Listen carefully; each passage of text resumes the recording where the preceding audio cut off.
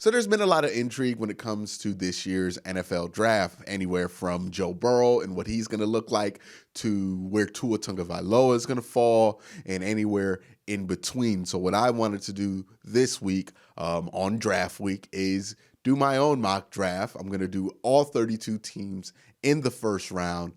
So let's jump into it.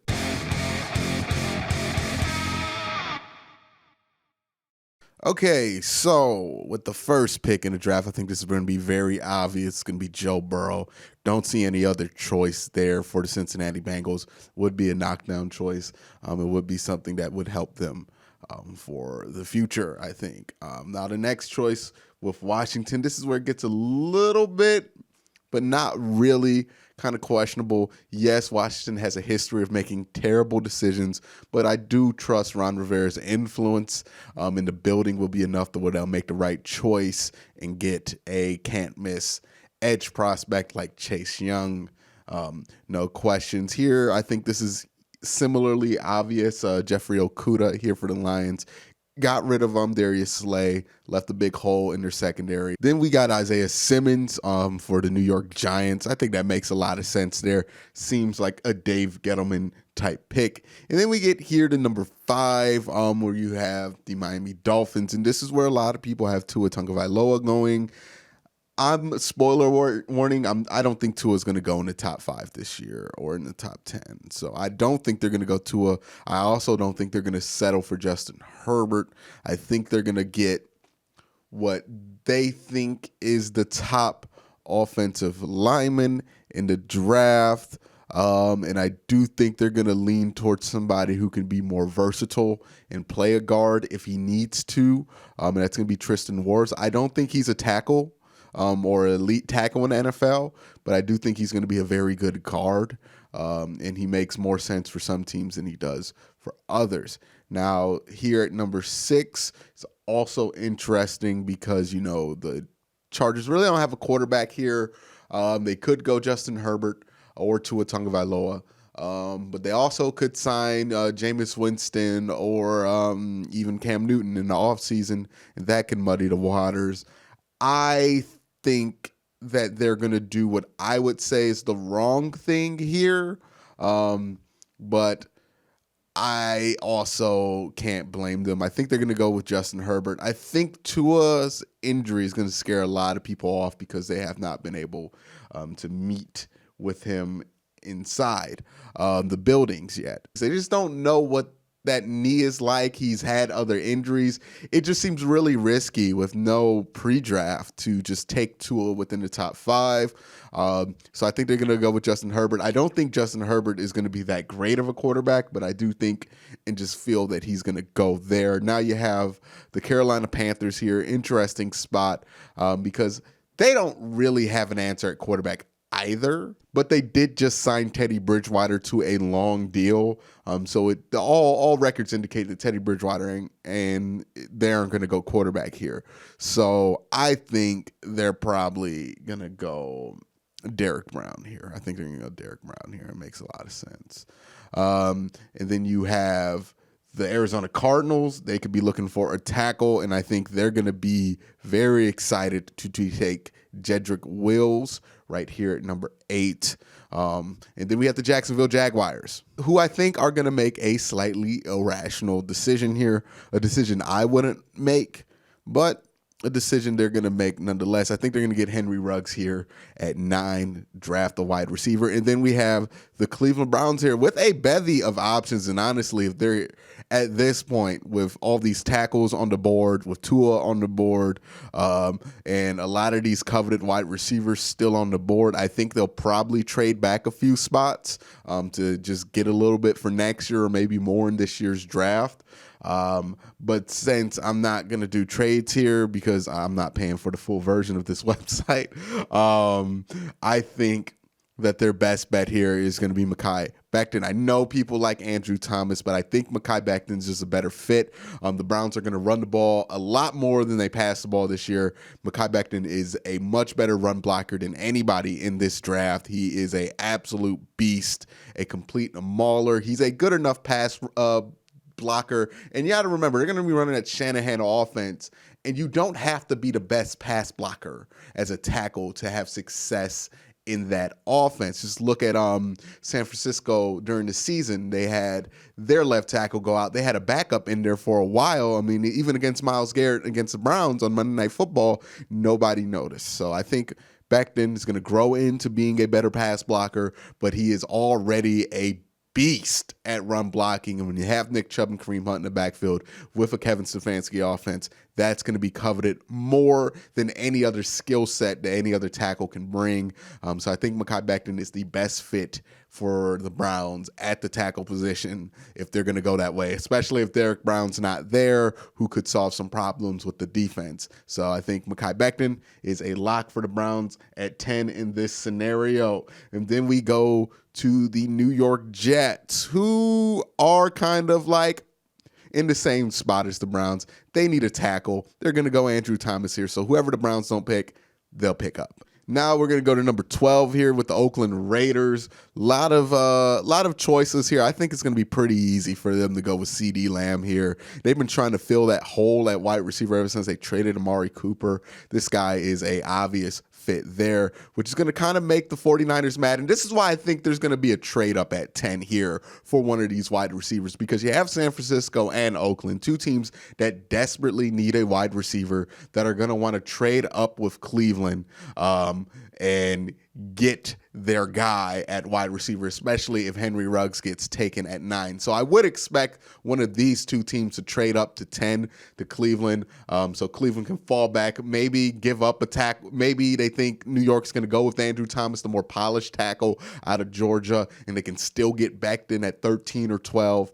It would make sense there because there's going to be kind of a run on wide receivers here. And with that being said, I think, San Francisco might be more than happy to take Jerry Jeudy, but they might have their eye on a guy like CeeDee Lamb. Again, both teams in the Bay Area desperately need wide receiver help. So they're going to go Jerry Jeudy here. All right, so the Tampa Bay Buccaneers are now up here at 14, and they can go a number of different directions. They could get a running back. They could get a tackle. They could go with a guard and be safe here, go offensive line to protect Tom Brady, or they could add more to their strengths. I don't think there's a tight end they're going to draft here, even if O.J. Howard wants out.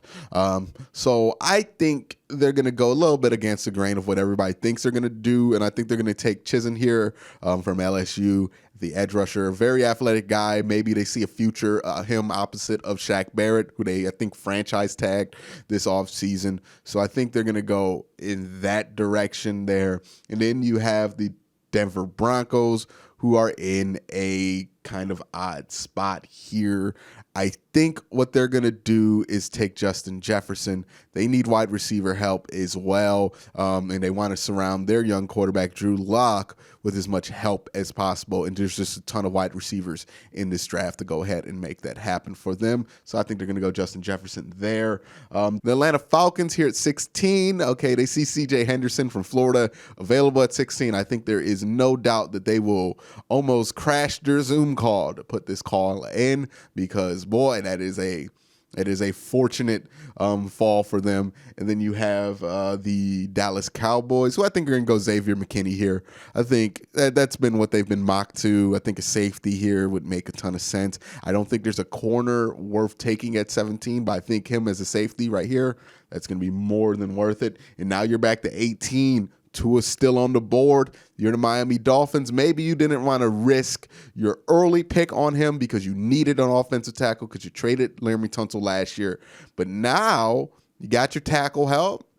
Tua being there, maybe he plays this year, maybe he doesn't, but maybe it's also just worth the gamble. I think Tua's slide's going to end at 18, but I do think he's going to take a significant slide here because, again, a lot of injury history before what happened with his hip on his knees, and then that thing happens with his hip. It's a very uncertain and unprecedented injury, and there has virtually been no pre-draft this year to check that out. He hasn't really been making overtures. I haven't heard reports of him just showing videos of how he's going to be okay. So I think Tua's going to fall here to the mid-first round because people just aren't sure. And when they aren't sure, teams like the Miami Dolphins, who have the extra picks to spare because they traded everybody, are going to be able to benefit. Speaking of teams with extra picks, you have the Oakland Raiders with the 19th selection in the draft this year. And I think they're going to go in an oddball kind of direction. I think they're going to get a linebacker here. I think they're going to go Patrick Queen here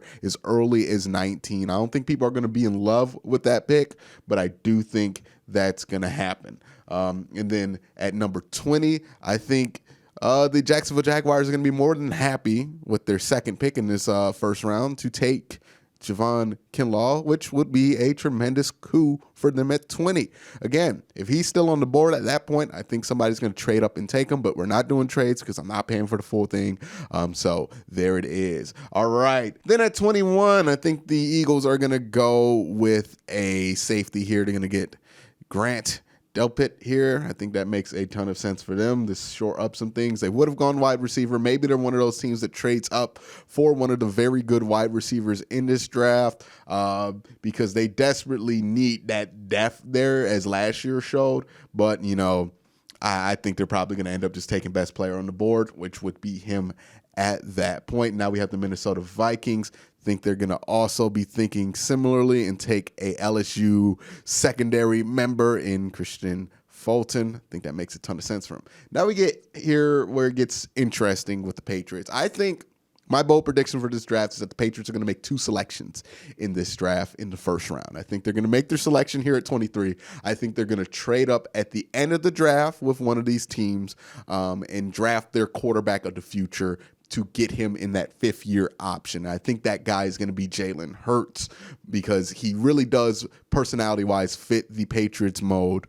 And I think Bill Belichick sees a future with that kind of quarterback. Bill Belichick's not somebody who doesn't adapt very well, and I think he's seeing where the league's going. I think he can mold Jalen Hurts into what he wants, and Jalen Hurts is a Patriots guy through and through. If you look at how he handled the situation in Alabama and then how he handled himself at Oklahoma, he is a guy that Bill Belichick would love to have on the roster, but we're talking about what he's going to do at 23, and I think this is where the Patriots shock everybody, which I don't think it should be that much of a shock. He's one of the best players in this draft, and get J.K. Dobbins. They need a workhorse on that offense. That offense without Tom Brady is going to need a new engine. Yes, they recently drafted a running back, but I think J.K. Dobbins is going to be more or less that workhorse guy. That guy is going to give you an offensive identity until you can get that guy in there. I think you're going to pair him with a Jalen Hurts, and I think you really got something there if you're the New England Patriots. So J.K. Dobbins going there at 22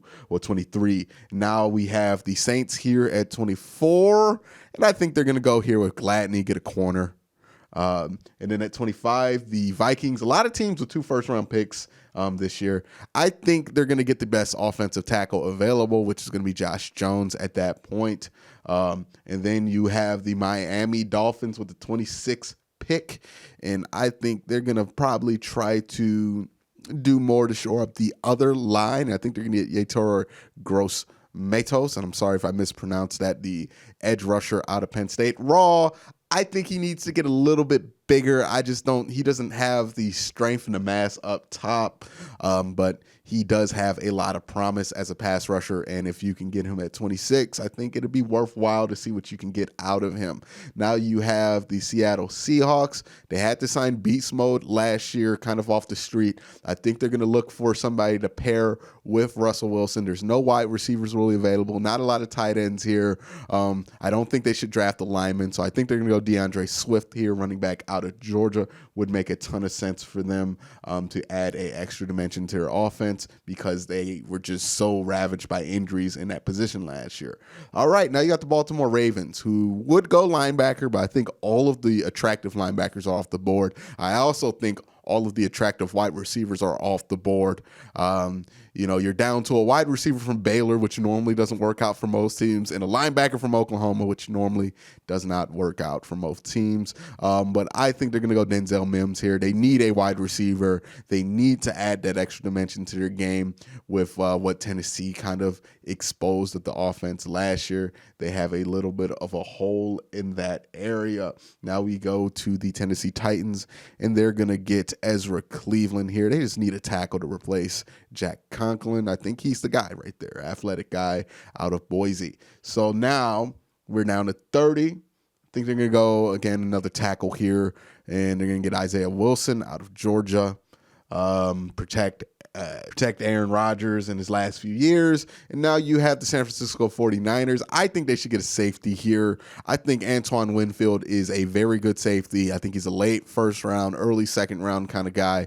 Would make a ton of sense here. Go Antoine Winfield here. And then at 32, the Chiefs, I think they should go running back here. Jonathan Taylor's going to be available. I think that'd be an upgrade, add another dimension to their offense, which is already explosive enough. Their defense showed that they're good enough to win a Super Bowl with. So I think, to solidify their spot, make that offense even more explosive, add that dimension they've been missing since Kareem Hunt had his whole situation happen there.